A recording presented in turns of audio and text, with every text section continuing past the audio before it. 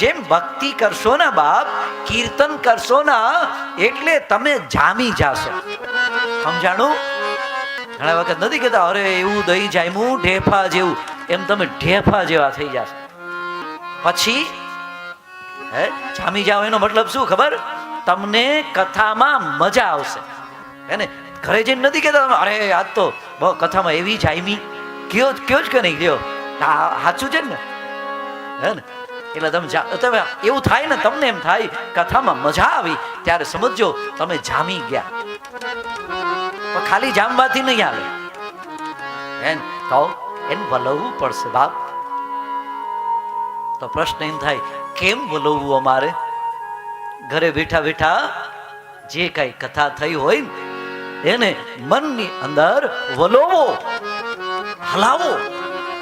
આજ કથામાં શું આવ્યું તું, મેં શું સાંભળ્યું? રાત્રે સુતા સુતા જે વ્યક્તિ રાત્રે સુતા સુતા કથાને યાદ કરે, ભગવાનને યાદ કરે, એની આખી રાત કથામાં જ જાય, ભગવાનના કીર્તનમાં જાય. એટલે એ વ્યક્તિએ આખી રાત ભગવાનનું ભજન કર્યું કહેવાય. હો,